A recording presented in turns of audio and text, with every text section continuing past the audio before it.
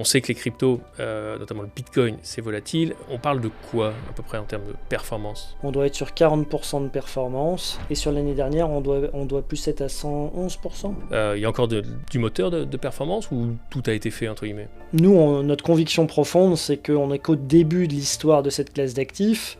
La capitalisation totale des crypto-monnaies, c'est moins qu'Apple à date. On pense que oui, il y a de l'argent à gagner sur moyen long terme, que c'est une classe d'actifs volatile, qu'il faut donc être à l'aise avec un portefeuille pouvant avoir par exemple une volatilité de 40%. Moi, je ne prends absolument pas de frais d'arbitrage ni de rétrocommission des market makers ou des plateformes d'échange. J'ai des intérêts parfaitement alignés avec ceux des clients. On arbitre, c'est qu'on pense qu'on a une bonne idée. On ne fait pas tourner les portefeuilles pour faire du chiffre d'affaires. Bonjour à tous. Écoutez, aujourd'hui, je suis ravi d'être avec vous et avec Edwin de Tredern, président d'AlphaCap Digital Assets.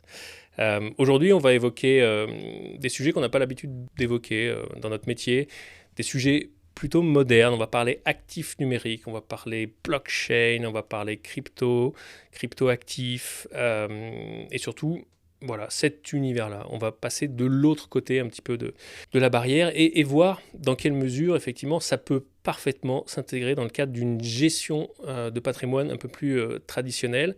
AlphaCap Digital Assets, c'est le parfait intermédiaire entre, d'un côté, le volet plutôt finance traditionnelle qu'on connaît et le volet, effectivement, crypto, actifs numériques. Bonjour Edwin. Bonjour Philippe. Merci de me recevoir. Eh ben, écoute, c'est avec plaisir qu'on te reçoit pour ce moment qu'on va partager ensemble avec nos auditeurs. Est-ce que tu peux te présenter d'abord? Bah oui, avec grand plaisir. Donc Edwin de Tredern, j'ai cofondé AlphaCap Digital Assets, qui est finalement la filiale de gestion d'actifs crypto de Mata Capital, du groupe d'investissement Mata Capital. Ce qu'il faut savoir sur moi, c'est que finalement, je suis la 4e génération à travailler en bourse. Donc, c'est là où je me permets de rebondir donc, sur la partie finance traditionnelle. Oui. Et on a la chance dans la société de connaître aussi très bien l'univers de la crypto, puisque nous travaillons en fait avec Baptiste Saint-Martin, juste pour donner l'exemple, qui lui est donc directeur général d'AlphaCap et secrétaire général de Mata Capital. D'accord. Et qui a été un des premiers mineurs de Bitcoin en France, a commencé en 2010 et a permis en 2017 et en 2018 à Mata Capital de tester les technologies de la blockchain dans le cadre de ses activités de société de gestion. Et notre directeur des investissements, François Lavial, lui, a fait du minage Bitcoin en 2015, depuis fait du trading et des investissements en crypto, et moi j'ai commencé à investir en 2018. Ok, parfait. Donc effectivement, déjà un bel historique, parce que arriver effectivement en 2010 un petit peu dans l'univers de la crypto, c'est assez précurseur, parce que le Bitcoin, c'est 2008, pardon, la date Tout à fait. de début, de démarrage. Tout à fait. Il est vrai que c'est très précurseur. Ce qui est intéressant en fait de voir pour prendre du recul, c'est que les toutes premières personnes qui se sont intéressées au Bitcoin, 2008, donc comme tu le mentionnes, et 2009, en réalité ce sont des ingénieurs télécoms ou cryptographes qui sont arrivés à Bitcoin dans le cadre de leur activité professionnelle, ayant des sujets de technologie cryptographique à mettre à jour.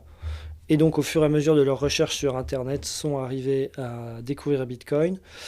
Et il y a une autre vague, plus 2010-2011, qui en réalité sont des gens qui sont arrivés à Bitcoin plus à travers les jeux vidéo. Donc, ce sont finalement aussi des gens qui sont très branchés informatique. Et parce qu'en réalité, je pense qu'on va l'aborder, mais les cryptos, c'est avant tout des logiciels qui ont des crypto-monnaies. C'est, à la base, c'est ça. Donc, on a le Bitcoin à côté et peut-être les autres cryptos. C'est ce qu'on évoquera. Hein. Alors oui, on peut en fait décliner ta remarque sur plusieurs aspects. C'est que d'abord, il y a Bitcoin d'un côté parce que de toute manière, c'est 50% du marché crypto. Et ensuite, parce que le logiciel Bitcoin et la pièce Bitcoin, sa crypto-monnaie, ont une utilité très particulière et finalement n'ont pas vraiment de concurrent au sein de cet univers crypto, alors que d'autres crypto-monnaies et blockchain crypto, comme la numéro 2, l'Ethereum, avec sa crypto Ether, en revanche, peuvent avoir des concurrents. Quelle est l'origine, notamment du Bitcoin? Pourquoi? Alors, je vais te répondre sur deux plans. D'abord, de manière plus générale, quelle est l'origine des cryptos? Ok. Au final, les logiciels crypto, c'est une lente évolution d'Internet et c'est construit sur Internet. Ça, c'est très important de l'avoir en tête parce que ça permet de prendre de la hauteur de vue. Donc, c'est pas du tout arrivé en 2008 ou en 2009 comme ça, sorti du chapeau. Ça finalement met en place des technologies qui, pour certaines, ont été créées au début des années 70 et pour d'autres... Ah oui, donc ça remonte déjà. Oui, et pour d'autres, bien sûr. premier papier de recherche sur la blockchain, c'est début des années 70 aux États-Unis. Et sur les technologies de cryptographie telles qu'utilisées dans le cadre des cryptos, c'est en fait une évolution de technologies qui ont été créées à la fin des années 70. Ok. Donc, et effectivement, quelque chose historiquement déjà qui a 45 ans d'existence, en fait. Et au final, le logiciel Bitcoin utilise ces différentes technologies et les assemble pour pouvoir créer le logiciel Bitcoin, qui en réalité, qu'est-ce que c'est le logiciel Bitcoin? C'est avant tout un système de paiement international construit sur Internet. Donc tu dois avoir Internet, pour parler simplement, pour pouvoir l'utiliser, pour avoir un compte sur ce logiciel.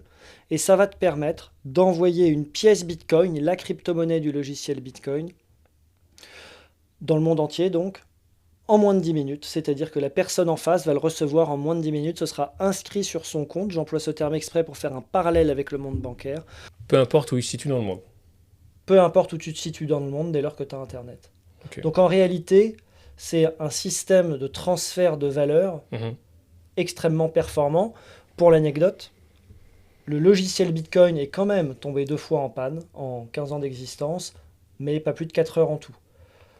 Voilà, je ne connais pas beaucoup de logiciels qui sont aussi robustes. Si peu en panne.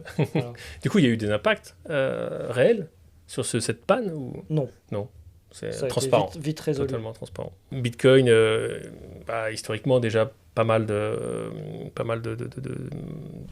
temps, on va dire, que c'est là, en vrai, cette technologie-là. C'est arrivé, effectivement, c'est ce qu'on disait un petit peu tout à l'heure en préparant ce podcast. L'élément déclencheur, ça a été notamment la crise de 2008, pour vraiment cristalliser et faire arriver le Bitcoin. Et après, il y en a d'autres. Donc, qu'est-ce qui différencie vraiment le Bitcoin des autres cryptos pour toi? Alors, en fait, Bitcoin, tu as raison, ça a été vraiment créé en réponse, et ça on le sait de source sûre maintenant, en réponse au comportement des gouvernements suite à la crise de 2008, où ils se sont mis à émettre beaucoup de papier pour finalement sauver le système. Et ce papier émis a eu finalement un effet inflationniste et un effet d'érosion monétaire important, qui a été en réalité pressenti par les créateurs de ce réseau Bitcoin, et qui finalement ont créé un système de paiement dans lequel l'émission monétaire, donc la création de pièces Bitcoin, est organisée dans le temps, est connue aussi à l'avance, et est déflationniste. C'est-à-dire que chaque jour, prenons l'exemple d'aujourd'hui, chaque jour, il y a 450 pièces Bitcoin qui sont créées. D'accord. Et en fait, c'est organisé de telle manière que tous les 4 ans, ce nombre de pièces Bitcoin créées est divisé par 2. La dernière, c'est le fameux halving. La dernière fois que c'est arrivé, c'était en avril 24. C'est-à-dire avant, il y avait 900 pièces Bitcoin créées tous les jours. Avril 24, il n'y en a plus que 450. Plus ou moins avril 28, il n'y en aura plus que 225, etc. Ce qui fait finalement... C'est un élément de rarification. Exactement. C'est que même on peut même dire la raréfaction est organisée finalement. Si on fait le penchant un petit peu sur de la finance traditionnelle, ce qui devient rare et cher, entre guillemets, ça veut dire quoi? Ça veut dire que la valorisation du Bitcoin, elle est connue d'avance, on sait que ça va monter. Quelle conclusion on peut en tirer? Alors, nous, selon notre analyse, notre conviction, c'est que sur le moyen long terme, au regard de l'adoption croissante de ce système, ça va monter, oui. Un exemple, donc c'est construit, les cryptos de manière générale sont construits sur Internet, spécifiquement donc Bitcoin est construit sur Internet.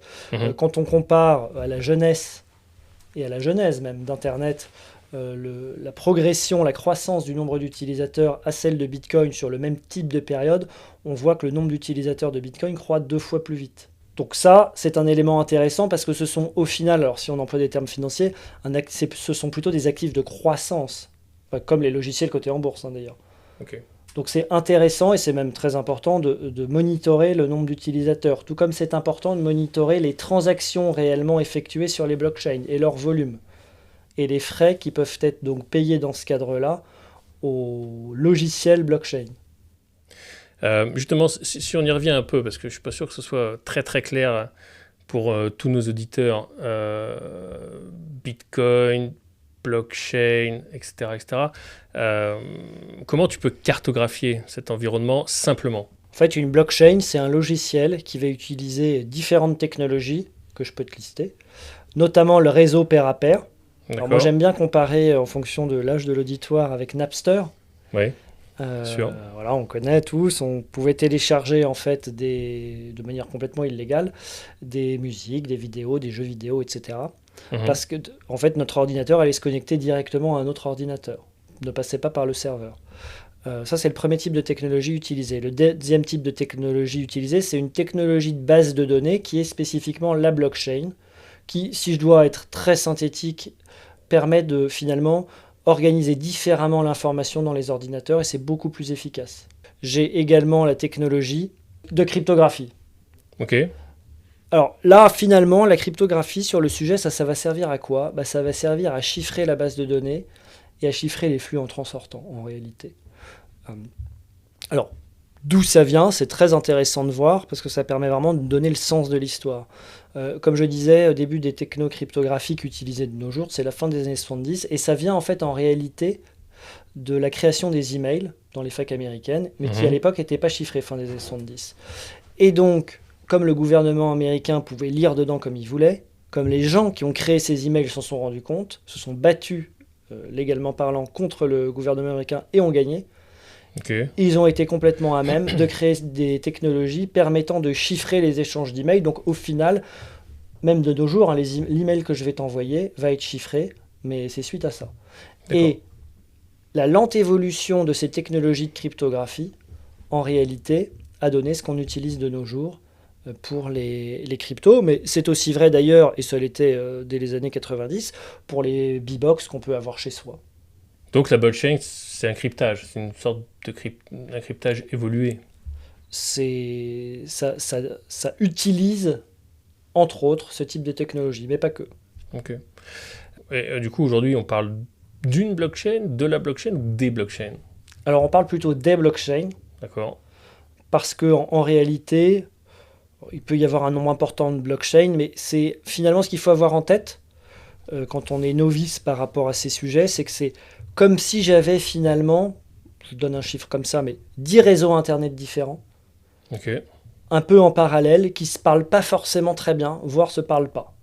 Il y a des blockchains, par exemple comme Bitcoin, qui vont être utilisés comme un système de paiement international, une Mhm. base de données financière en fait, tout simplement. Il y a par exemple la blockchain numéro 2, Ethereum, qui fait quelque chose qui n'a absolument rien à voir, qui en fait est un réseau, un logiciel socle, un logiciel d'infrastructure sur laquelle on va venir construire d'autres logiciels qui vont proposer différentes utilisations, notamment financières par exemple. Et comme ça, ces gens d'ailleurs, Ethereum, ont des concurrents. Et donc toutes ces blockchains, qui ne servent donc pas forcément à la même chose, n'ont pas forcément les mêmes technologies de validation des transactions, eh bien l'objectif à très long terme, c'est de faire que finalement elles se parlent le mieux possible, voire très bien tout court. Et donc, ce que j'ai envie de dire, c'est que, à date, par rapport à où on en est dans l'industrie, on est justement en train de travailler, enfin l'industrie est en train de travailler au fait que on développe également des technologies passerelles qui permettent de passer de l'une à l'autre. Aujourd'hui, ok, on avait dit on parlerait crypto, crypto actif, actif numérique, blockchain, etc. Mais en fait, c'est quoi à peu près l'environnement? On parle de combien de crypto? Alors quand on parle de crypto-monnaie, en fait, en réalité, on parle d'à peu près 25 000 Ah, quand crypto-monnaies même. dans le monde, Ok. avec un nombre X qui se crée tous les jours et un nombre Y qui meurt tous les jours. Donc il y a des cryptos qui se créent tous les jours et d'autres qui disparaissent tous les jours. Oui, plus ou moins. Parce que Oui. c'est vrai que monsieur et madame tout le monde, donc on parle de crypto, oui, effectivement, on va parler du Bitcoin, on va parler un peu d'Ether, et après, très vite, si on devait interroger, nous, ne serait-ce que quelques clients hormis ceux qui sont effectivement très à l'affût et affûtés de cette classe d'actifs-là, je pense qu'on n'aurait pas beaucoup plus de réponses. Donc quand tu me dis 25 000, je trouve que c'est énorme. Toutes ces cryptos-là aujourd'hui ont de l'intérêt. Non, parce que tu me dis, il y en a qui se créent, il y en a qui disparaissent. Aujourd'hui, vous travaillez, vous, sur à peu près un environnement de combien chez AlphaCap? Alors, déjà, toutes sur les 25 000 n'ont pas d'intérêt. D'accord. Et ensuite, nous, on travaille dans un univers de 1000 valeurs. C'est les 1000 principales. Oui. Okay. C'est-à-dire que ça va du Bitcoin à ce qu'on pourrait qualifier de large cap pour faire un parallèle avec le monde des actions. Ouais, bien sûr. Donc, c'est celles qui ont plus de 10 milliards de capitalisation. Au mid cap, qui ont 1 à 10 milliards de capitalisation. Et au small cap ou petite capitalisation, qui ont moins de 1 milliard de capitalisation. Sachant que si, par exemple, on se positionne sur la numéro 850, en réalité, on va être au niveau de la micro-cap. Ça va être quelques dizaines de millions de dollars de capitalisation. Ok. Oui. Effectivement, on reviendra un petit peu plus tard sur les différents... sur votre proposition de valeur, les différents mandats que vous pouvez proposer, parce qu'effectivement, AlphaCap, si tu nous présentes un petit peu la proposition de valeur, justement, c'est des mandats de gestion en crypto, pour le coup, et plus particulièrement, effectivement, les mandats de gestion en crypto sont assez réglementés, et notamment par un statut que vous avez, qui est le statut de PSAN, qui permet aujourd'hui effectivement d'être, qu'on soit là, assis l'un à côté de l'autre à discuter. Est-ce que tu peux nous dire un petit peu, c'est quoi l'environnement aujourd'hui réglementaire de ton activité ? Alors, même l'environnement réglementaire des actifs numériques en France a été décidé par le gouvernement et le législateur en 2019 par la loi Pacte, qui a créé en effet ce statut de prestataire de services sur actifs numériques et qui a également décidé de créer finalement une nouvelle classe d'actifs, les actifs numériques. Le législateur n'était pas obligé de faire ça, il aurait très bien pu décider, plus comme aux États-Unis, que les cryptos soient considérés et traités comme des instruments financiers, mais ce n'est pas la décision qui a été prise. Donc c'est vraiment une autre classe d'actifs. Alors, ce qui est très intéressant, et pourquoi je dis ça, c'est parce que ça veut donc dire que le droit civil et le droit fiscal français s'appliquent, comme pour n'importe quelle classe d'actifs, comme pour des actions, ou comme pour un portefeuille titre, dans le cadre d'un compte titre par exemple, ou d'un PEA. Ça, c'est important. Et ensuite, ce statut de prestataire sur actifs numériques permet en réalité, il est assez proche du statut de société de gestion, même si c'est différent, il permet en réalité de réaliser soi-même des opérations qui permettent justement de faire le cœur de mon métier, qui est celui de la gestion de portefeuille pour compte de tiers sur actifs numériques. Et donc pour pouvoir faire ce métier, moi si un client souscrit en euros, je dois pouvoir moi-même changer ces euros en crypto, pouvoir faire le trading crypto à crypto quand j'ai envie de passer un ordre parce que je pense que j'ai une bonne idée d'investissement, et conserver également les actifs des clients. Je crois que le sujet principal de la sécurité, c'est au niveau de la conservation. Oui. Et en fait, pourquoi est-ce que nous, chez AlphaCap Digital Assets, on a voulu pouvoir faire ça en interne? C'est parce qu'en réalité, ça nous permet d'avoir beaucoup moins de frottement opérationnel pour les clients et aussi beaucoup moins de coûts pour les clients. Du coup, moins de frais. Exactement. D'un point de vue opérationnel. Exactement. Okay. Vous êtes nombreux à faire cette activité-là sur la place ? Peu. Ok, donc effectivement, statut très très particulier. Si on revient sur cette partie conservation, parce que je sais qu'on en avait parlé un petit peu en amont, les grandes forces aujourd'hui, et c'est ce qu'on disait, la faiblesse aujourd'hui d'un wallet en crypto, ça va être qu'est-ce qui se passe en cas de décès, est-ce qu'on arrive à le récupérer, en tout cas avoir de la visibilité dessus notamment. Est-ce que tu peux nous cibler un peu vraiment les 2-3 bullet points très importants du fait de travailler avec des acteurs comme vous et particulièrement AlphaCap? Enfin, la première question à se poser quand on réfléchit à s'exposer à cette classe d'actifs, c'est quelle est la sécurité qu'on va au final nous proposer. Et ça passe par la conservation. Ce qu'il faut savoir, c'est que si on va acheter soi-même des cryptos sur les plateformes d'échange, sachant qu'après Binance, et sachant qu'après en plus il faudra savoir quand arbitrer, etc. Mais même en dehors de ça, quel est finalement le droit de propriété que j'ai sur les cryptos? Je vais expliquer comment ça marche. Si j'ai une pièce Bitcoin sur Binance, elle va être inscrite sur le compte Bitcoin de Binance, avec toutes les pièces Bitcoin des autres clients. Or, les crypto-monnaies en France, enfin en droit français, sont des actifs fongibles. Ce qui fait donc que si jamais la plateforme sur laquelle je détiens mes cryptos a un problème, comme on a pu voir pour FTX, Oui. et ben en réalité, donc la plateforme qui a sauté pour rappel en 2022, en réalité, je vais, moi client, n'avoir que mon droit de créance à faire valoir dans le cadre de la liquidation. Okay. Et en réalité, comme on a eu la chance au sein de l'équipe de gagner de l'argent avec les cryptos, on n'était pas du tout à l'aise avec ce risque de contrepartie, cette épée de Damoclès au-dessus de notre tête, puisque nous avions nos cryptos plutôt sur les plateformes d'échange. Et donc, nous, on a d'abord voulu en fait adresser ce sujet de droit de propriété en réalité pour nous-mêmes. Et ce qu'on propose finalement, c'est de fonctionner en compte ségrégé par actif et par client. En fait, c'est le même niveau de conservation que les banques suisses proposent en Suisse. Et concrètement, c'est quoi? Si je reprends mon exemple, le client il a du Bitcoin, il va avoir un compte Bitcoin à lui, avec que ses pièces Bitcoin à lui. Et c'est comme ça pour chaque actif et pour chaque client. Ce qui fait en réalité que ces actifs fongibles SES sont identifiés à tout moment. Et donc, si jamais, moi, ma société venait à connaître des difficultés, le client ne se retrouverait pas avec son droit de créance uniquement pour pleurer, puisque ces actifs fongibles sont bien identifiés à chaque moment. Bien sûr. Il y a un autre sujet, moi, qui me vient souvent quand on me parle de sécurité, c'est qui est plus, je dirais, le sujet en amont, avant d'investir, quelle est la sécurité qu'on me propose. Mais à l'inverse, j'ai investi, finalement, quelle est la sécurité qu'on va proposer à mes héritiers au final, en cas de sinistre. Pour les investisseurs qui sont déjà positionnés. Ou qui seraient amenés à être positionnés, mais en cas de sinistre, si jamais il y a un décès, qu'est-ce qui va se passer pour la succession, pour les héritiers? En réalité, si vous avez donc vos crypto-monnaies sur les plateformes d'échange ou sur la clé USB améliorée, la Ledger, c'est compliqué à organiser, pour plein de raisons. Nous, le notaire, tout simplement, nous demande la valorisation du portefeuille à la date du décès, puis ça rentre dans l'actif successoral, avec bien évidemment les droits à payer. C'est vrai que c'est des sujets... Et les héritiers peuvent appréhender.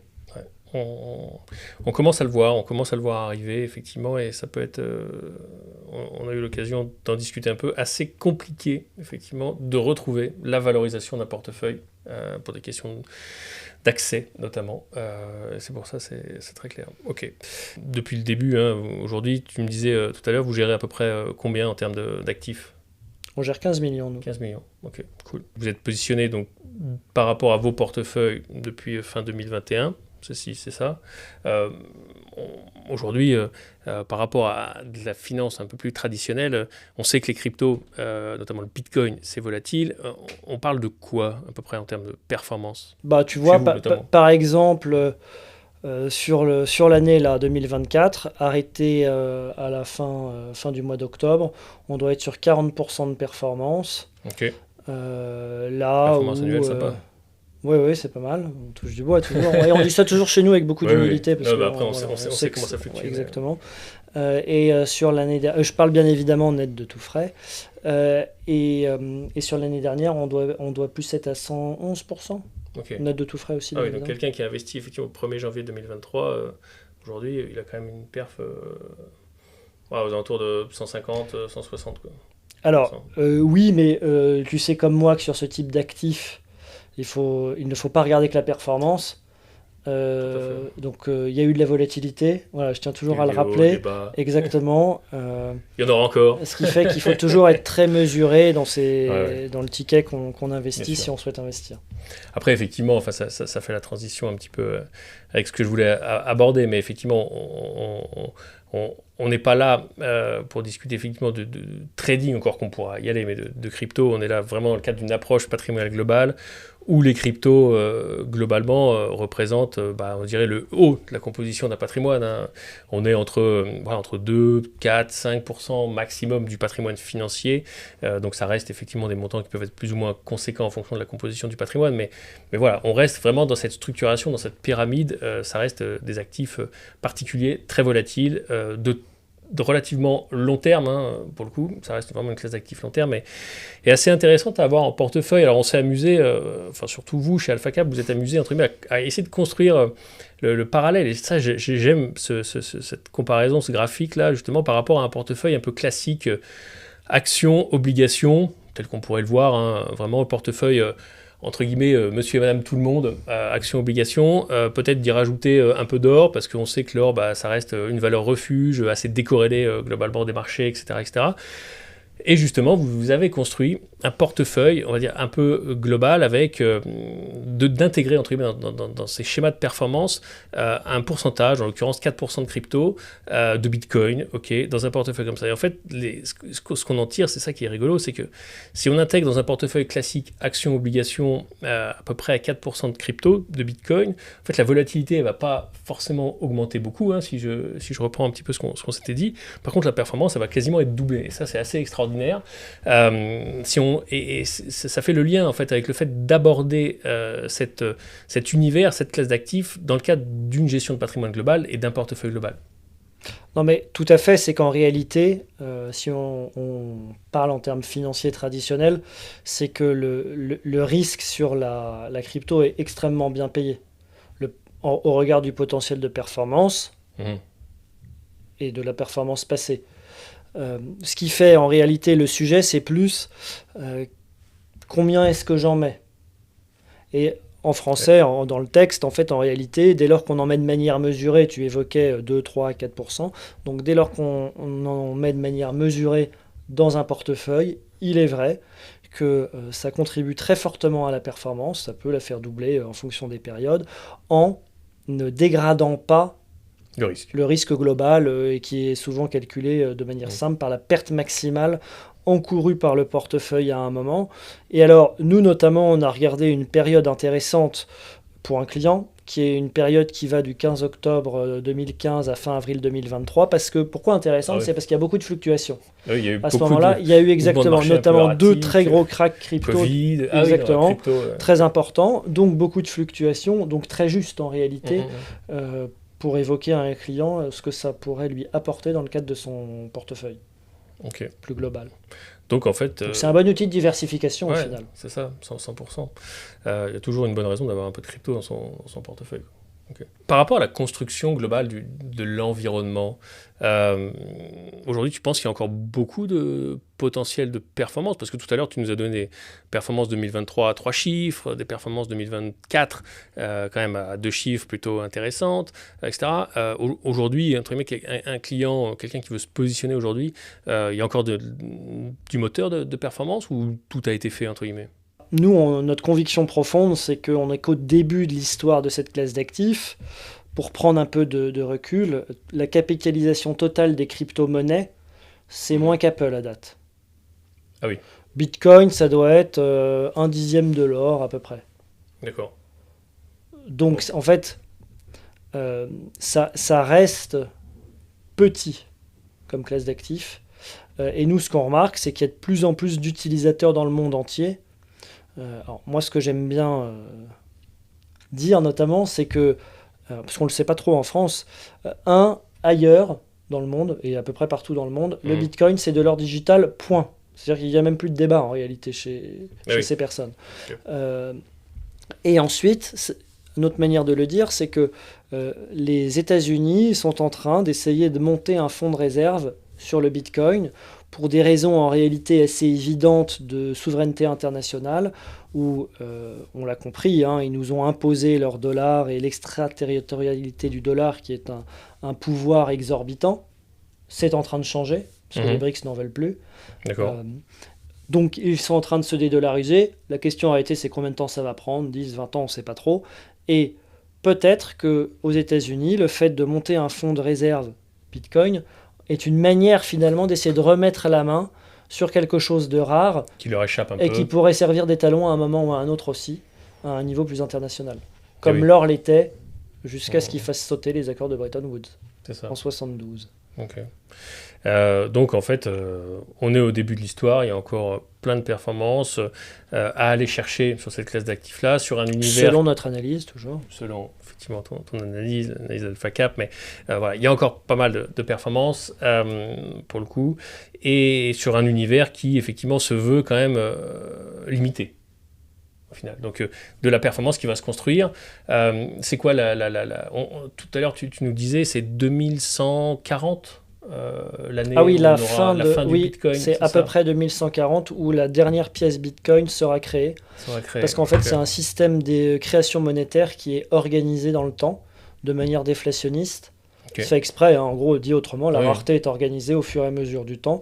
Donc, il suffit qu'il y ait de plus en plus de personnes qui en aient envie ou besoin Mhm. pour que mécaniquement, en fait, ça assèche cette nouvelle offre. Aujourd'hui, il y a 450 pièces Bitcoin qui vont être créées. Il suffit qu'il y ait tout simplement 451 personnes qui aient 67 000 $ à investir Qui est la valeur à peu près du Bitcoin là aujourd'hui. tout de suite. Enfin, Pour que la 451e pièce, il va falloir aller la chercher dans le stock eh oui, existant.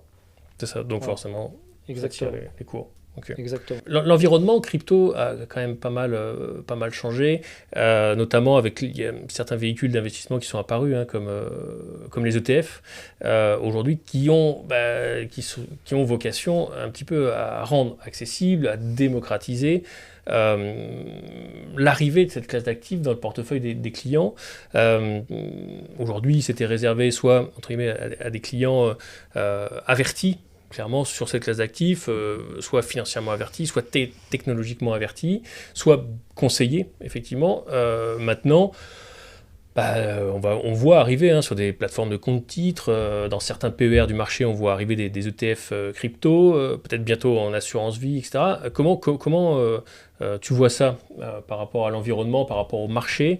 Tu vois ça d'un bon œil, pas d'un bon œil? C'est quoi un peu l'analyse que vous pouvez avoir chez AlphaCap de cet environnement-là? Notre analyse est la suivante, c'est qu'en fait, ça contribue à l'institutionnalisation de la classe d'actifs. Au passage, il faut savoir que chez Fidelity, la partie assurantielle aux États-Unis, dans l'équivalent de leur pair 1, les 401 k, on peut mettre du Bitcoin depuis décembre 2015. Oh là! C'est amusant, on a 10 ans après, on en parle en France. Bon, bref, C'est rigolo. Et il est vrai que les ETF aux États-Unis, qui sont mono-sous-jacents, ce qu'on ne peut pas faire en Europe pour des raisons réglementaires, ont une collecte qu'on n'a jamais vue depuis la création de ces produits il y a plus de 30 ans. Okay. Donc ça, c'est quand même un point très intéressant. Au passage, quand on investit dans un ETF qui va acheter du Bitcoin, le propriétaire du Bitcoin, c'est BlackRock. C'est la société de gestion. Exactement. Pas du tout la personne qui a investi. Bien sûr. Et c'est pour ça que nous, on a monté une offre en fait qui permet aux clients d'être directement propriétaires grâce au mandat de gestion de par le droit civil français. Okay. Ça, pour nous, ça a beaucoup de valeur. Parce qu'en réalité, si la classe d'actifs prend... C'est ce type de propriété-là. Exactement. Si la classe d'actifs prend, ceux qui auront un patrimoine qui va croître très fortement, c'est ceux qui seront vraiment détenteurs des bitcoins. Alors là où je rejoins... ce que certains peuvent dire, notamment aux États-Unis, c'est qu'en effet, le véhicule d'investissement ETF, c'est un peu comme un fonds au final, ça permet de s'exposer à la performance purement financière d'un sous-jacent de manière assez simple. Mais pour nous, il n'y a pas que ça du tout à aller chercher sur cette classe d'actifs. On va parler un petit peu maintenant de la proposition de valeur. Aujourd'hui, vous mettez en avant chez AlphaCap 3 mandats de gestion. C'est ça, hein. 3 mandats de gestion, un mandat qui commence à partir de 10 000 euros, sur lequel on peut mettre des versements programmés, voilà, donc de l'investissement régulier en place, et un autre mandat à 50 000, accessible à partir de 50 000 euros, et un dernier mandat, là, effectivement, à partir de 250 000. Qui est quand même un peu plus spécialisé, surtout si on reste sur des ratios à peu près 5% du patrimoine financier, etc. Est-ce que tu peux nous les présenter globalement ou individuellement, comme tu veux, mais nous dire un petit peu le moteur de performance et qu'est-ce qui les différencie, hormis le seuil d'accès? Non, mais déjà, peut-être en effet présenter de manière générale comment est-ce que ces 3 mandats sont montés, si tu me passes l'expression. Donc, parce qu'au final, le client ouvre un compte d'actifs numériques dans nos livres. On peut dire que c'est du nominatif pur, pour employer des termes qu'on connaît dans la finance traditionnelle. Le client ouvre ce compte d'actifs numériques en signant un mandat de gestion dans lequel il va également nous déléguer la gestion financière de son compte d'actifs numériques. Okay. Ensuite, il y a la conservation donc, que j'ai évoquée par comptes ou wallets ségrégés par actif, par client, ce qui fait que le client, donc, comme on disait, est bien directement propriétaire à tout moment de ses cryptos, etc. Et ensuite, ça permet aussi, ce mandat de gestion, d'adresser le sujet de la transmission. Ça, je dirais, c'est le cadre commun aux 3 mandats. Ensuite, ce qui va différencier ces mandats, c'est ce sur quoi on va investir. En effet, dans le cadre du mandat accessible à partir de 10 000 euros et sur lequel on peut mettre en place des versements programmés, nous, on va avoir un univers d'investissement qui est composé des 10 principales cryptos, donc les 10 premières, les 10 plus grosses, dont Bitcoin, dont Ether par exemple. Et c'est nous qui allons ensuite, en fonction de nos convictions, nous exposer plus ou moins à tel ou tel crypto et faire des arbitrages. D'accord. En fonction notamment du cycle de marché et de nos convictions, puisque nous, quand on va regarder un dossier d'investissement crypto, on va avoir d'abord un biais analyse fondamentale. Alors en 2 mots, c'est on veut comprendre à quoi ce logiciel crypto sert, quelle est donc sa proposition de valeur, est-ce qu'il y a des flux financiers, ça on aime bien, en bon financier, ça, on est plus à l'aise. Et ensuite, quels sont les paramètres de sa crypto-monnaie ? Parce que c'est différent en réalité. Moi, ce que j'achète pour mes clients, c'est la crypto-monnaie du logiciel. Il peut très bien y avoir des logiciels magnifiques, mais qui ont des paramètres de crypto-monnaie qui vont être très inflationnistes. Et donc ça, on va moins aimer, parce qu'en réalité, nous, en bon financier, on n'a qu'une seule certitude, c'est qu'on va être dilué de X% par an. De là, gagner de l'argent, en fait, ça, je ne sais pas encore. Mais j'ai la certitude d'avoir ce boulet. C'est sûr. Okay. Ça, on ne va pas vraiment aimer. Ça, c'est le premier biais. Et ensuite, donc, quels sont les paramètres spécifiques de la crypto-monnaie ? Et donc, premier prisme d'analyse fondamentale. Et ensuite, pour gérer les entrées et les sorties, c'est là où nous, on va regarder l'analyse technique, donc les courbes. C'est très important de faire ça en crypto parce que c'est, les gens qui ont commencé à investir tôt sur cette classe d'actifs, en 2017, création des plateformes d'échange sur Internet, la seule information que les gens avaient, c'était la formation du prix. Il n'y avait pas du tout de note de broker. Là, je te parlais d'analyse fondamentale, ça n'existait pas vraiment, etc. Alors que maintenant, juste pour illustrer, il y a des dizaines de sociétés spécialisées sur la recherche crypto. Comme les gens ont appris sur le tas à faire de l'analyse technique, il y a une vertu autoréalisatrice qui est très importante. C'est là où finalement, on peut faire un comparable à ce niveau-là aux classes d'actifs plus Como ou devises. Matière première. Oui, pardon, matière première ou devise par rapport à l'analyse technique. Mais nous, on ne va pas acheter des valeurs que pour des raisons d'analyse technique. Parce qu'on trouve qu'en réalité, pour faire simple, c'est pas très sérieux quand on est un professionnel et surtout qu'on distribue sa solution à travers un professionnel du patrimoine comme toi.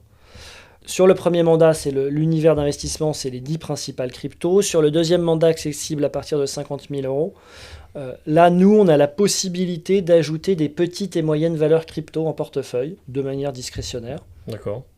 Donc, pourquoi je précise de manière discrétionnaire, c'est qu'en réalité, ça va dépendre du cycle d'investissement crypto dans lequel on se trouve. Il y a des moments où il faut avoir beaucoup plus de petites et moyennes valeurs crypto, d'autres, comme en 2023 et encore jusqu'à présent, où en fait, il faut avoir assez peu, voire pas, de petites et moyennes valeurs crypto. On peut faire un parallèle comme sur les marchés actions classiques entre les small et mid et les large cap ou... Complètement. Okay. Pour des raisons de flux. Oui.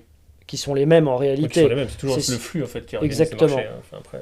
Sur les marchés actions, comment ça se passe finalement ? C'est les investisseurs vont d'abord aller sur les large caps, puis la macroéconomie va aller mieux, peut-être que le prix de l'argent va coûter moins cher, donc ils vont vouloir finalement aller chercher plus de risques, parce que toutes choses étant égales par ailleurs, ils peuvent espérer plus de performance, donc ils descendent en termes de taille de capitalisation, et plus on descend, plus on espère faire une grosse performance, mais bon, bien évidemment, il y a la volatilité qui aussi s'amplifie au fur et à mesure, et puis au bout d'un moment, le marché se fait peur ou le prix de l'argent augmente, donc c'est un peu en fait on siffle la fin de la fête au final. Et donc les investisseurs veulent sortir, ne surtout pas être le dernier à sortir des petites valeurs qui sont les moins liquides. Parce qu'après c'est pas forcément liquide, c'est ça. Exactement. Et donc vont se replier finalement sur les large caps. Les GAFAM on pourrait dire, ou les dossiers extrêmement visibles. Voilà, exactement. Sur le marché boursier, sur le cycle crypto c'est exactement pareil. Sauf que on va dire que les large caps, ce rôle est tenu par le Bitcoin. Donc en fait, une large cap, voire deux avec l'Ether. Ouais, peut-être, mais, même plutôt une même pas. finalement, Ok. plutôt une. Et ensuite, une fois que les gens ont bien gagné leur vie sur le Bitcoin, ou considèrent avoir bien gagné leur vie, ils vont arbitrer Faire des plus petites. vers Ethereum, etc., etc. Et D'accord. avec pour enjeu de savoir aussi sortir à l'inverse pour cristalliser finalement sa plus-value en revenant sur le Bitcoin, ou de nos jours, on peut aussi utiliser de manière, enfin en étant plus sûr de soi-même, les stablecoins.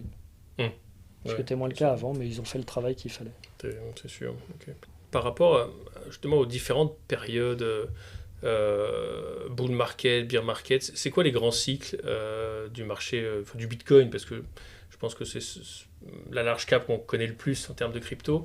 C'est quoi sur les 5-10 dernières années les grands cycles de Bah, marché c'est bull très lié en bear? réalité à la division par deux de la création monétaire Donc au fameux halving. au fameux halving, D'accord. exactement.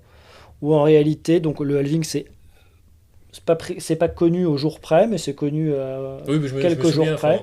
on avait On en avait discuté parlé. cette Euh, année. Ouais. et, euh, et en fait, ce qu'on remarque de manière historique, c'est que 6 mois avant un halving, le marché a en général commencé à jouer ce halving. D'accord, c'est que le marché monte. Exactement. Le Ok. marché monte. Et historiquement, en fait, ce qui s'est passé, c'est que sur une performance réalisée dans le cadre d'un halving, c'est-à-dire 6 mois avant, et puis ça va jusqu'à 18 mois après, sur cette performance réalisée, 30% de la performance a été réalisée avant le halving, et 70% du reste de la performance, quand on regarde donc dans le rétroviseur, a été réalisée Après. après. Ok. Voilà. Il y a un élément un peu différent de nos jours, c'est que quand je vous dis ça, en réalité, à l'époque, il n'y avait pas les ETF Bitcoin Oui. aux États-Unis, qui donc ont énormément collecté, Donc c'est du flux quand même. exactement, et 30 milliards quand même. Et 30 milliards en combien de temps? Ça, on c'est pourrait dire depuis... en 6 mois Oui, c'est ça, c'est ou depuis le début 8 de mois, oui, l'année, ça s'est 9 fait assez mars, vite, ça s'est fait c'est très ça. vite. Et en réalité, ce flux a donc acheté derrière du Bitcoin, mais ces ETF n'ont pas le droit d'acheter autre chose, donc le flux est entre guillemets un peu coincé sur le Bitcoin. Donc D'accord. c'est peut-être aussi pour ça que cette fameuse descente dans les tailles de capitalisation n'a pas encore eu lieu, parce que tout simplement cet argent-là ne peut pas. Il faut que ce soit C'est l'argent ça. investi directement sur le Bitcoin Ah oui. qui bascule. Il y a que des ETF Bitcoin pour l'instant, il n'y a pas d'ETF sur l'Ether ou sur d'autres Il y a des altcoins. ETF sur les terres, mais qui ont été lancés fin juillet, très bon moment, Ah oui, d'accord. et qui ont beaucoup moins collecté. Hmm. Ouais, Euh, ouais, ça... ok. et pour parler aussi de cette blockchain, Ethereum déçoit un peu les investisseurs depuis quelques mois. Alors ça va D'accord. te faire sourire, mais c'est finalement, on pourrait dire qu'ils sont dans une période value de leur cycle. Donc c'est-à-dire qu'en fait, ils ont fait un travail magnifique. Alors que c'est plutôt croissance. Ah Hein. bah c'est censé être croissance, c'est du logiciel, donc C'est de ça. toute manière. Structurellement, c'est des actifs de croissance, mais qui sont en fait au milieu du gué. Ils ont finalement, donc ils existent depuis 2015, hein. Mhm. Ce sont eux qui ont inventé les technologies de contrats intelligents, smart contracts, qui permettent d'automatiser derrière énormément de tâches. Euh, et ils ont réussi à passer d'un système de validation de leur base de données, pas des nouvelles transactions dans la base de données, qui était le même que le Bitcoin, consommateur d'énergie, à un système de validation beaucoup plus léger, on va dire ça comme ça. Ça leur a mis un certain temps pour le faire. Depuis 2 ans, et en 2 ans, ils ont réussi à adresser le sujet de leurs frais de fonctionnement, puisque ça coûtait par moment objectivement vraiment cher de faire fonctionner cette blockchain, parce qu'à chaque fois qu'on D'accord. l'utilise d'une manière directe ou indirecte, on paye en Ether, leur crypto-monnaie, à chaque fois qu'il y a une transaction faite. Ce qu'ils ont voulu faire a été bien fait. Donc ils ont bien délivré, j'aime bien ce terme finalement qui est très boursier, ils ont bien délivré leur programme, leur plan. Et là, ils en sont arrivés à un stade où, au final, ils ont presque trop bien délivré parce que les frais de fonctionnement que eux touchent ont diminué. Ce qui a déçu donc les investisseurs. Ils en sont arrivés à un stade où il faut qu'ils fassent le travail de réussir à récupérer une partie plus importante des frais de fonctionnement pour la blockchain de base, la blockchain mère, on pourrait l'appeler Ethereum. Tu nous disais, ouais, des grands cycles, des marchés bulles, des marchés bear. Le halving a quand même une part importante dans la fluctuation, un petit peu, enfin dans l'évolution, on va dire, globalement. Et le prix de l'argent aussi. Oui, Je tiens à le préciser parce que d'accord. c'est peut-être le premier point finalement par lequel j'aurais dû commencer. Tu parles des taux d'intérêt, en fait, Exactement. c'est ça? Oui, oui, parce que ce sont des actifs risqués. Ça reste des actifs risqués. Ok. Et donc forcément, un prix de l'argent qui baisse, bah, c'est perçu comme une très bonne nouvelle. Un prix de l'argent D'accord. qui monte, même de pas beaucoup, comme de 25 bips Ouais, il y a quoi, il y a 2 ans maintenant, bah, c'est perçu comme une très mauvaise nouvelle. ok. Et même il y a des positions derrière leveragées qui peuvent en fait devoir se déleverager et devoir vendre tout de suite, etc. Donc c'est un point très important. En fait, on est obligé quand on regarde cette classe d'actifs de tenir compte de la macroéconomie et notamment donc du prix de l'argent. Ça m'amène à une suite par rapport aux échanges qu'on a pu avoir, etc. Parce que, effectivement, tu me disais tout à l'heure, en préparant cet épisode, au Vietnam, typiquement, bah, à peu près 30% des paiements sont réalisés, Oui, c'est le chiffre qu'on nous a donné. ouais, sont réalisés en crypto ou en bitcoin. Bon, En crypto, en de manière crypto. plus Euh, vaste. Chez nous, aujourd'hui, en France, ou peut-être même de façon un peu plus globale en Europe, c'est même pas considéré comme une monnaie, en fait, parce qu'on peut pas payer aujourd'hui avec. Alors non, et merci pour la précision, en effet, en France, ce ne sont pas des monnaies. Donc ce ne sont C'est pas des écrit noir sur blanc dans crypto-monnaies. la loi. Ok. Non, Crypto-actifs, il faudrait plutôt parler en effet de crypto-actifs, tout à fait. d'accord. En revanche, tu peux faire une dation en paiement auprès du notaire dans le cadre d'une vente immobilière dès lors que ton... Donc tu donnes des bitcoins et Ouais, tu voilà, récupères bah, le bien. Enfin, c'est un échange, une dation. exactement. Ok. Si le vendeur accepte, tu peux très bien, rien ne t'en empêche. Ok. Il faudra peut-être juste se mettre d'accord sur le prix finalement de Oui, la oui. pièce Bitcoin que tu lui envoies, ou pièce Bitcoin ou autre crypto. Un cours le jour de la transaction. Ou Ça, tu ça, pourrais ça. lisser sur un mois, faire une Oui, oui. moyenne. Ok.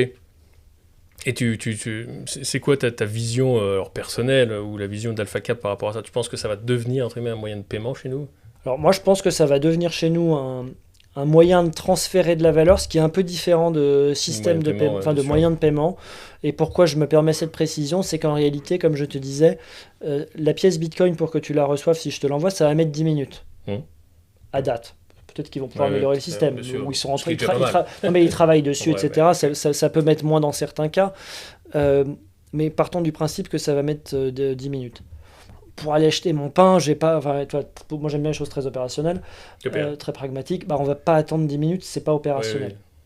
Donc Ouais. peut-être qu'on utilisera un autre crypto actif pour ce faire, Ok. ou peut-être pas pour acheter du pain par exemple. Mhm.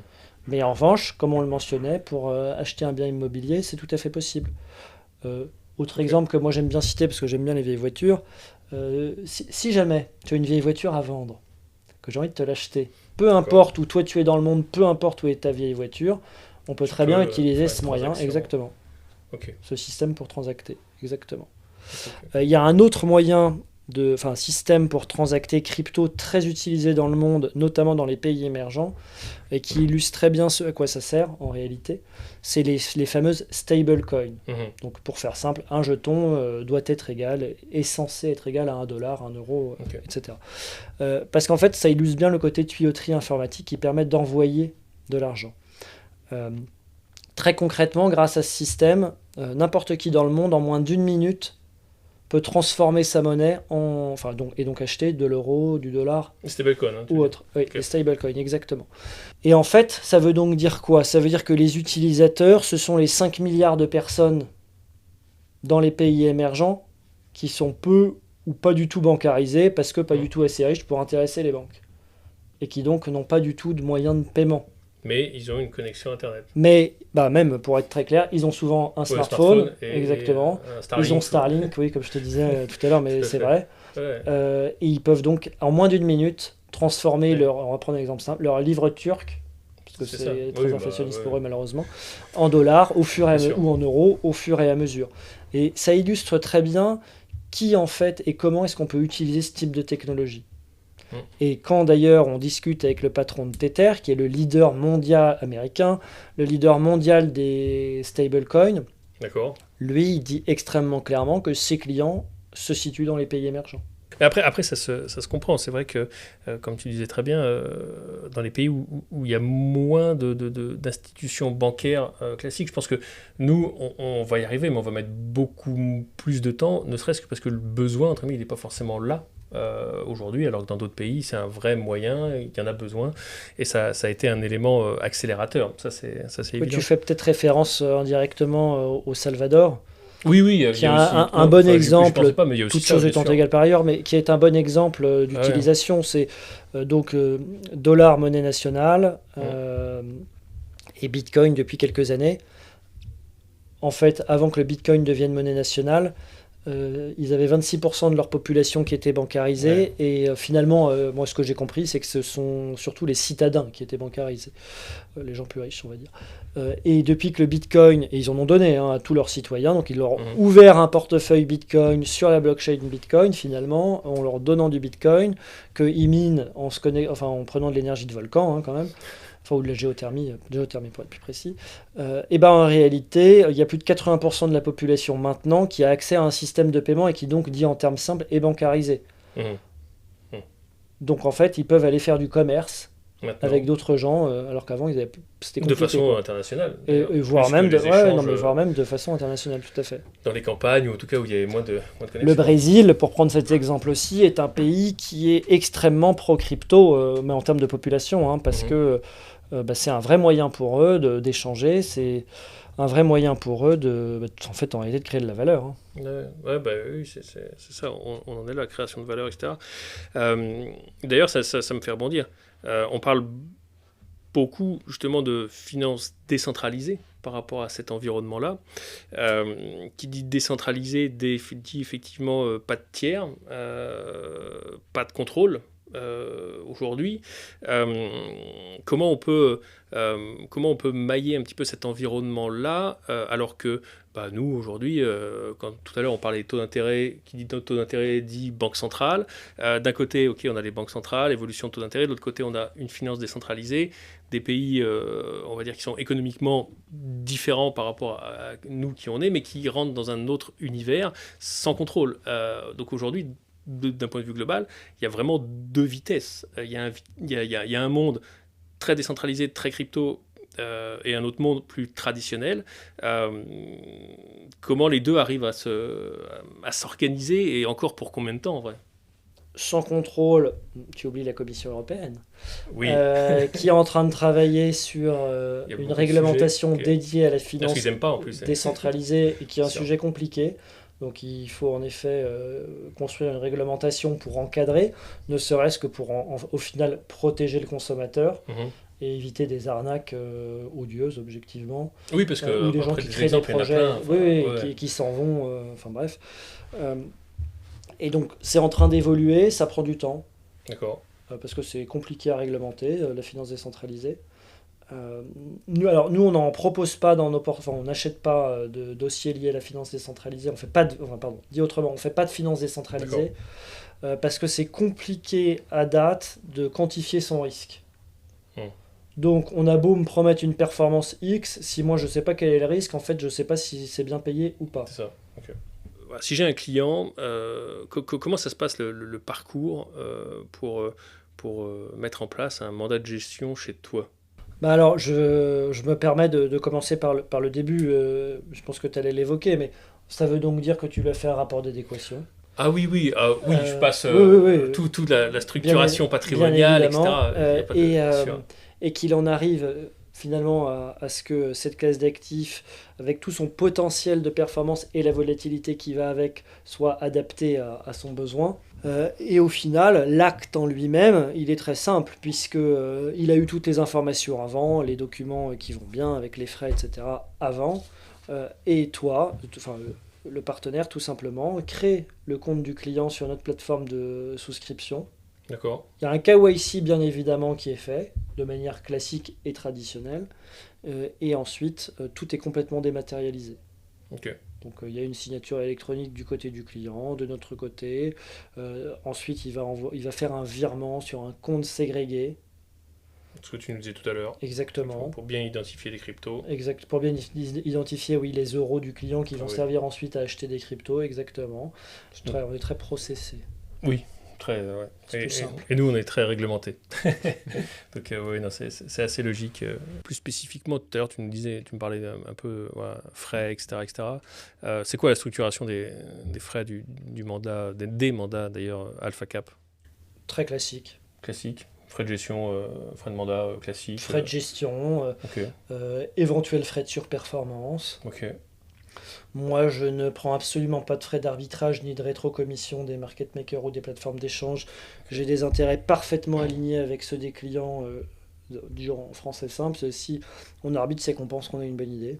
On ne fait pas tourner les portefeuilles pour faire du chiffre d'affaires. Oui, ça, je pense que c'est un point très important. Tout comme oui, regarder aussi comment est montée la commission de surperformance. J'ai pas de frais de conservation. Ok. Ils sont compris dans les frais de gestion. Assez c'est très traditionnel. Simple, assez simple et plutôt... et très transparent. Oui, c'est pas très cher, on peut dire ça. Non, mais c'est sûr. Et après, c'est vrai que ça reste vraiment une classe d'actifs 100% pertinente à avoir, à mettre en place. Dis-moi. Et c'est surtout aussi qu'un client qui aurait envie de toute manière de faire ça tout seul, pourquoi pas? De gérer tout seul, tu veux dire. Ou de s'exposer tout seul à de la crypto, okay. Pourquoi pas, mais ça va lui coûter de l'argent aussi. Donc oui, nous on est 100% convaincus, effectivement, la classe d'actifs crypto, actifs numériques est pertinente à mettre en place effectivement dans un patrimoine pour des pourcentages effectivement qui sont à valider. Il y a de la volatilité, on le sait, ça reste un actif de long terme, un actif volatile de long terme, mais effectivement intéressant à mettre en place, que ce soit d'ailleurs à titre privé en direct, que ce soit effectivement dans des holdings patrimoniales à l'IS, voire de la trésorerie très long terme pour partie de sociétés plutôt commerciales, parce que c'est ce que vous faites aussi. Hein. C'est ça à peu près vos trois types de clients, c'est clients privés, holding patrimonial, plutôt à l'IS, hein, et société commerciale pour de la gestion de trésor long terme. Okay. Et la grosse force aussi derrière qu'on peut avoir chez vous, c'est la visibilité, notamment en matière de succession, qu'on peut avoir un peu de mal, l'identification des cryptos, la ségrégation des comptes, donc plein de points. La sécurité, en fait, au sens avec un grand S, la sécurité juridique, la sécurité fiscale aussi, parce qu'après, ce petit point-là est toujours important à mettre. Tant qu'on n'a pas repositionné en euros, on ne passe pas par la case fiscalité, donc ça, c'est quand même important. À date, précisément. À date, oui. À l'heure où on se parle, à l'heure où on enregistre, ça, c'est clair. Et après, la partie, effectivement, transmission globale. Il y a des montages un petit peu particuliers qu'on peut rapprocher, parce que tu nous disais tout à l'heure, l'univers, ce que tu proposes, ça répond à tous les critères du droit civil classique. Donation, pourquoi pas purge des plus-values. Bah oui, puisque tu t'appauvris. Ok, exactement. Il y a des logiques du démembrement, tu nous parlais un petit peu tout à l'heure aussi, c'est des choses qui existent. Le démembrement, c'est plus complexe dans le sens où, oui, tu peux démembrer le compte d'actifs numériques. Okay. Après, est-ce que la question rigolote, c'est est-ce que tu peux démembrer un bitcoin spécifiquement, puisqu'en effet il n'y a pas de revenus, donc ça c'est pas encore très clair. Est-ce que tu peux démembrer de l'Ether, sachant que tu peux avoir du revenu là pour le coup, oui, probablement, tu vois, beaucoup plus. Donc ça il faut vraiment étudier en détail si on veut démembrer spécifiquement une crypto-monnaie. Et nous, on connaît des notaires qui peuvent accompagner sur ces sujets. D'accord. Ah oui, c'est intéressant. C'est vrai que ce type de stratégie... Est-ce que tu voudrais ajouter quelque chose d'autre avant de conclure pour nos auditeurs ?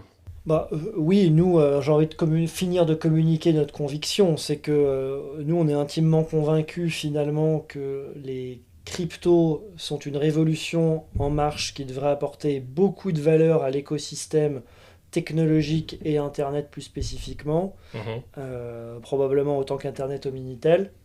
Le sujet pour nous derrière, c'est plus combien est-ce qu'on en met, et nous on pousse vraiment pas du tout à la consommation, on pense qu'il faut être très raisonnable. Tu veux pas me dire comme BlackRock, 27% du patrimoine des... Non mais ça c'est intéressant à dire, tu vois, par exemple, en effet, merci de me le rappeler, c'est que BlackRock, donc il y a des ETF Bitcoin, il a très envie de vendre des ETF, peut-être même a très envie de posséder des Bitcoins tout court, grâce à l'argent des autres. Vu comme ça, ça fait réfléchir.